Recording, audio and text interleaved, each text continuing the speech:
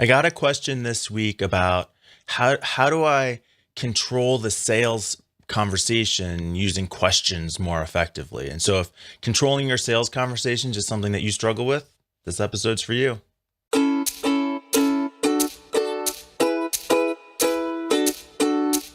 Hey everyone, welcome back. I am Mike Sutton with BeBuildHave.com. I work with first generation business leaders who are getting burnout on all the doing and are ready to just start being happy and successful in their businesses. And like I said, this week I got a question about controlling the sales conversation and using questions to do that effectively. And the guy who's in telecom says, I know that I'm supposed to use questions to control the sales conversation, but I find that when I get into sales meetings, I end up answering all the questions and never really getting a chance to ask the questions that I want to ask. Now, the first thing, there's a couple issues on the mindset side, and I'll actually answer the question.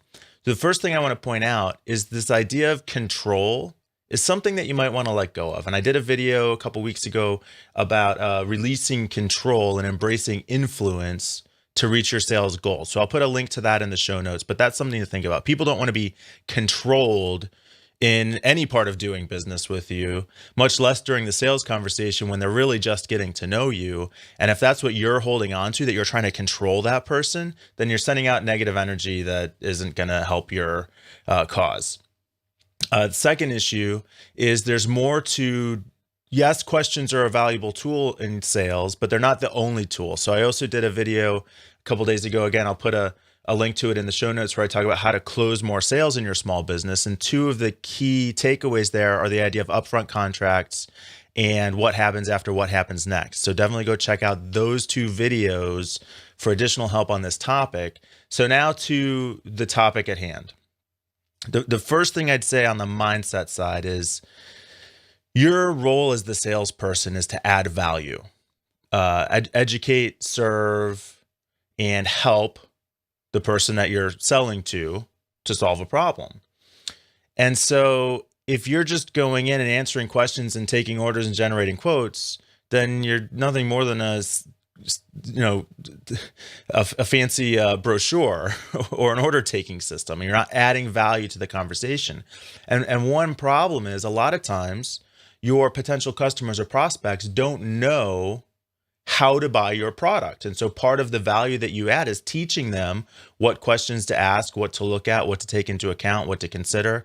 And if you do this effectively, it helps establish your credibility and position you as an expert and puts your solution at the front of the line for consideration if it's the right solution to their problem. And so these are the things that you're trying to find out by asking questions effectively throughout the sales process.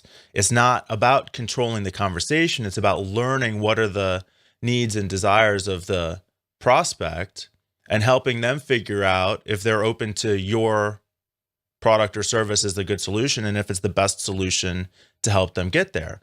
But a lot of times there's education and exploration required to get to that point. And so that's what your goal is as the salesperson, not to control the conversation and close a sale.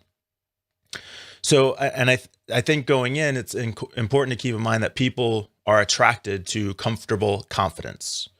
And so don't be afraid to be a little assertive and strong in the sales conversation versus being passive and weak. So if you say, I just end up answering all their questions and then the conversation ends, that sounds a little passive and weak, which may be unappealing or unattractive to the sales prospects. So now to the idea of the actual questions. I think the best tip is, hold these things in mind, that what you're trying to do, what you're trying to accomplish in your sales process is to learn about them, what their needs are, and if your solution might be a good fit. The only way you can do that is through questions. So to get better at the questions, find somebody that you can practice with and do a little reversal exercise. So every time they ask you a question, you can say, absolutely, or absolutely not. Answer the question. Say, hey, let me ask though, why is it that you ask that? Is that something you've had trouble with in the past?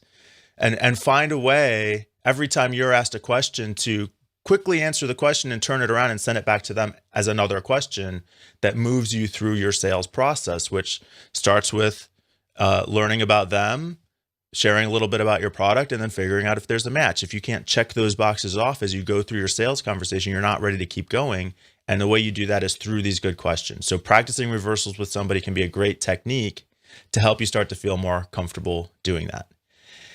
And if you are, struggling with the confidence side, if you're struggling with, whether you think about it as a control or an influence issue, my 20-minute free guided meditation is designed to address exactly these kinds of issues. So you might enjoy checking that out if you're looking for increased confidence, more effective leadership in sales, and more creativity and better problem solving and decision making.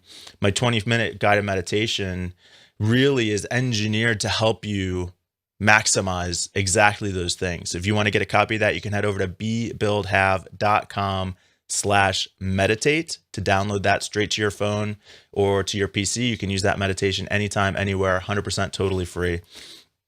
And if you got value from this message today, please consider sharing it on Twitter or on Facebook. And until we speak again, be the person, build the business, and have the successful life that you want.